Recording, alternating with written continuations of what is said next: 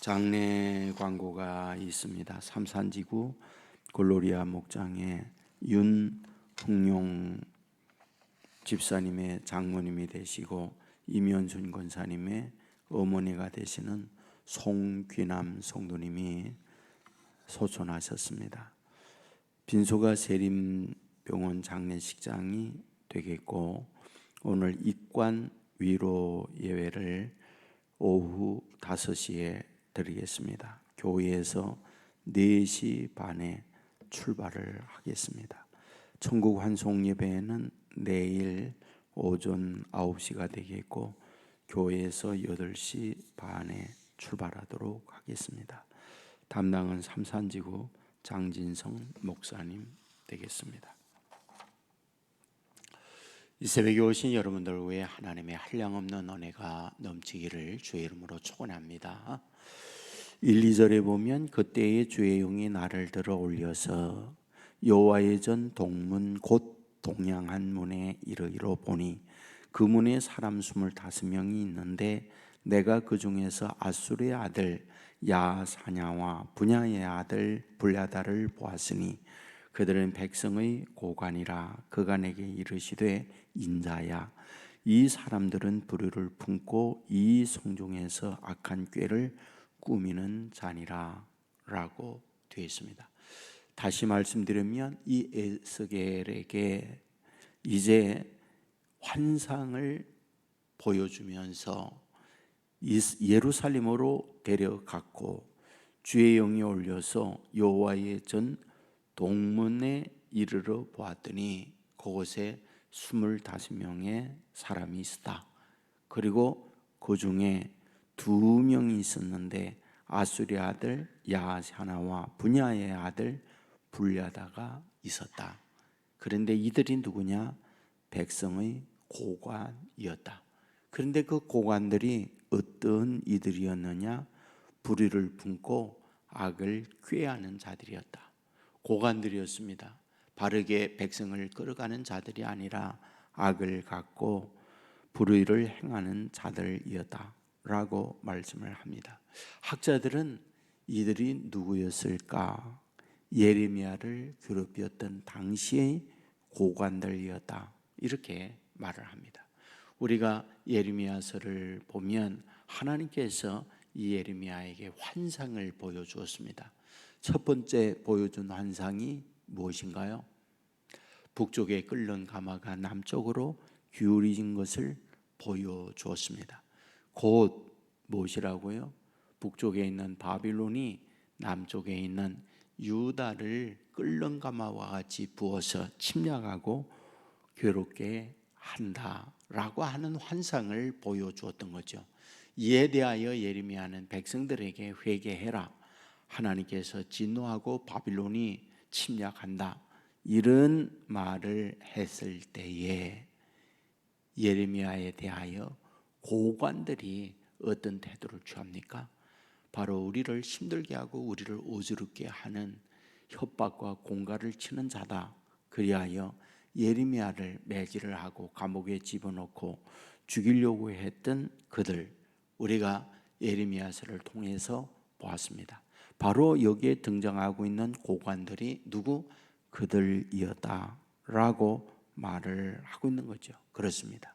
선한 말을 하고 바르게 진리를 말할 때에 대우받지 못하고 이에 대하여 미움을 받고 이에 대하여 공격을 받고 있는 상황, 이걸 이야기합니다. 그런데 이때에 어떻게 하고 있느냐? 13절에 보면 이에 내가 예언할 때에 분야의 아들 불야다가 죽기로 내가 엎드려 큰 소리로 부르짖어 이르되, 이렇게 되어 있어요. 그러니까 당시 고관을 가지고 고관 자리에서 악을 꾀하며 이와 같이 못된 짓을 한 그였는데 어떠하다? 죽었다라고 말을 하죠. 그렇다면 여기에서 우리에게 뭘 말해주는 걸까요? 권력을 가졌다, 돈이 있다, 나에게 시간이 있다, 젊음이 있다 등등 무엇일까요? 그것은 어떤 의미에서는 그것을 가지고 내 인생을 어떻게 논술을 할 건지, 인생을 어떻게 살아갈 건지 하나님께서 주어진 시험 문제와 같다. 그런 것이요. 바로 여기에 있는 분의 아들 블라디아, 그가 죽었어요. 권세를 가지고 있는 고관이었습니다. 그런데 그 고관자의 자리에서 뭐 했다고요? 불의를 품었어요. 악을 꾀하는 자들이었다라고 말씀을 해요. 바로 그 권력을 가지고 자기의 탐욕, 자기의 이익을 목적으로 수단화하는 이들이었죠. 지금의 계속 정치권의 문제가 되는 게 다 뭘까요? 가난하고 없는 서민들의 문제가 아니잖아요. 다 그 권력 가지고 자기의 이권적 싸움에 지금 법정 소송을 걸고 이거에 대하여 법적으로 어떻게 증명하고 제지를 가할까? 다 이 싸움이잖아요. 여러분, 다 세상의 권력을 가지고 힘이 있으면 탐욕적 인간의 욕심이 있기 때문에 이런 못된 짓들을 하는 거죠. 바로 여기에 있는 이들도 똑같은 거죠. 지금 그때 어떻게 그걸 쓰느냐는 거예요. 여러분, 성경에 보면 요셉은 참 훌륭하잖아요. 그가 가지고 있던 권력에 대하여 자기의 원수를 갚는 일에 사용하지 않아요. 자기를 괴롭히고 자기를 죽이려고 했던 그 형들, 자기 앞에 머리를 조아리어 양식을 사러 왔을 때 형들을 위하여 뭐 한다고요? 자기가 형들을 돌봐주잖아요. 괴롭혔던 그 원수에 대하여 돌봐주고 있는 모습을 보면 뭡니까? 그 힘을 가지고 어떤 자기의 감정이나 복수나 자기의 이익적 탐욕으로 사용하는 것이 아니라 오히려 돕고 오히려 그것을 선으로 베푸는 일을 하고 있었다, 이 이야기죠. 그렇습니다. 오늘 저와 여러분에게 주어져 있는 그것이 시간이든 그것이 젊음이든 그것이 물질이든 그것이 또는 어떤 사회적 높은 자리이든 그때 그것을 어떻게 사용하느냐, 중요한 건 그 이후에 그 인생이 결정돼요. 그것을 어떻게 쓰느냐에 따라서 그 이후에 그 삶이 더더욱 복된 인생이 될 수도 있고 그것까지만 사용되어지고 거기에서 끝나는 인생이 될 수 있다. 이것을 우리에게 말씀하고 있다, 이런 말이죠. 그 다음에 오늘 본문 19절에 보면 내가 그들에게 한 마음을 주고 그 속에 새 영을 주며 그 몸에서 돌 같은 마음을 제거하고 살처럼 부드러운 마음을 주어라고 되어 있습니다. 누구에게 이거 줍니까? 17절에 보면 내가 너희를 만민 가운데에서 모으며 너희를 높은 흩은 여러 나라 가운데서 모아내고 이스라엘 땅을 너희에게 주리라. 흩어져 있는 그들을 모아 가지고 그들에게 무하다 영을 준다. 돌 같은 마음을 제거하고 부드러운 마음을 준다. 이렇게 말씀을 하고 있습니다. 굉장히 의미 있는 말씀이라고 저는 봐요. 왜? 자, 사방에 흩어졌어요. 뭐 한다고요? 자기의 모든 권리가 박탈되어지고 고생하고 힘들고 어렵고 물질의 모든 것들을 잃고 처절한 삶을 사는 이들을 모았어요. 이스라엘 땅으로. 그러면 그곳에다가 먼저 뭘 줘야 됩니까? 하나님이 안정된 경제적 물질을 주고 또한 사회적 여러 가지 네트워크를 안전망을 주어서 그들을 그 땅에서 보호하고 지켜주는 이 일을 해야 되잖아요. 근데 모아놓고 제일 먼저 하나님이 한 거가 뭐냐? 새 영을 부어준다 그랬어요. 참 이거 이상하다. 모아놓고는 먼저 하나님이 준 게 뭐다? 새 영을 부어준다. 그래서 돌 같은 마음을 부드럽게 하고 살처럼 부드럽게 만들어주겠다. 이렇게 말씀을 하고 있습니다. 도대체 왜 하나님께서는 이와 같이 하는 걸까요? 흩어져 있던 그들을 모아가지고 제일 먼저 하나님이 하시는 것은 새 영을 부어줘요. 그래서 그들의 마음을 부드럽게 만들어주고 있다. 이렇게 말씀을 하고 있는 거죠.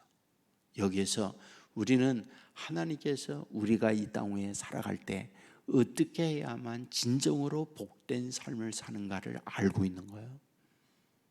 여러분, 우리의 내면, 우리의 마음, 이것이 하나님 앞에 온전히 서지 못하면요, 많은 물질이 흉기가 되어질 수 있고요, 세상 권리가요, 세상 권세가요, 완전히 폭력으로 바뀔 수 있는 거예요. 그러니까 우리의 마음을 어떤 것을 가졌을 때 관리할 수 있는 능력이 있느냐, 이게 가장 으뜸이 되어지는 문제라는 걸 가르쳐 주는 거예요. 그러니까 모든 걸 다 가졌지만 마음이 고약하면요, 그것이 흉기가 되어 여기 찌르고 저기 찌르고 사람을 완전히 다 죽입니다.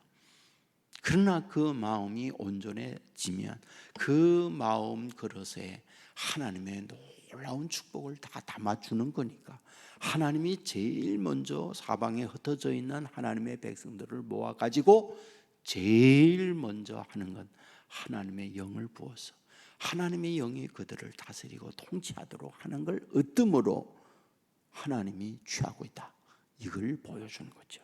여러분, 이 아침에도 저와 여러분이 하나님의 영의 감동을 받고, 여러분 제자들도 똑같잖아요. 예수님이 가시고 나서 제일 먼저 한 것은 하늘의 불에 혀에 갈라짐과 같이 성령이 임하고, 그러니까 성령이 어떻게 한다고요?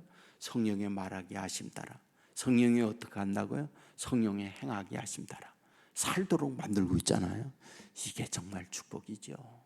그러므로 이 새벽에도 이런 하나님께서 저와 여러분에게 갖고 있는 하나님의 놀라운 은혜에 동참하고, 정말 우리의 심령에 하나님의 영이 우리를 다스리고 주장함으로 말미암아 하나님의 말하게 하심, 성령의 행하게 하심, 여기에 참여하여 더 큰 하나님의 축복의 세계로 나아가는 저와 여러분의 삶이 되기를 주의 이름으로 축원합니다. 기도하겠습니다. 하늘의 은혜가 이 시간도 우리 가운데에 부어주기 위하여 우리를 이곳으로 불러주신 아버지 하나님, 에스겔 11장의 말씀을 보았습니다. 높은 고관의 자리에 있을 때 그 고관의 자리에서 불의를 품고 악을 꾀하는 자들이었다. 성경은 그렇게 기록합니다. 하나님께서 그들의 생명을 불러 가셨으니 오늘 우리에게 주어져 있는 시간, 또한 우리의 물질, 또한 사회적인 자리, 또한 그것이 우리의 젊음, 그 어떤 것이든 그것을 어떻게 써야 할 것인가 곰곰이 생각할 줄 아는 하나님의 사람들 되게 하여 주옵소서. 오늘 사방에 흩어져 있던 이스라엘을 모아 하나님의 영을 부어주셨던 하나님, 그것이 먼저 되어야만이 우선적으로 사람이 되어지고 그 이후에 하나님의 축복된 길을 갈 수 있기에 먼저 그 마음에 새 영을 부어주고 있는 줄 믿습니다. 주여, 원없는 것은 우리에게도 새 영을 부어주어서 우리의 심령을 하나님이 기뻐하고 원하는 사람으로 만들어 주시옵소서. 주의 사랑과 주의 은혜가 기도하고 의지하는 주의 자녀들 위해 강물처럼 흘러 넘치게 하여 주시기 원합니다. 오늘도 어디에 뭘 하든지 주님과 동행하는 삶 되기를 원합니다. 아버지 하나님 앞에 온전히 서서 주의 말하기 하심 따라 주의 행하기 하심 따라 행함으로 그리스도의 향기와 빛된 삶을 살아가는 자녀들 되게 하여 주옵소서.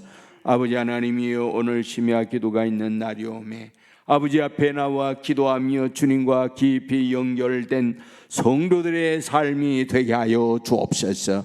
드려진 헌금이 싸우니 받아주시기 원하옵고 주의 사랑 주의 은혜가 가정 위에 넘치게 하여 주옵소서.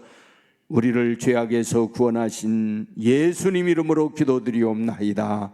아멘.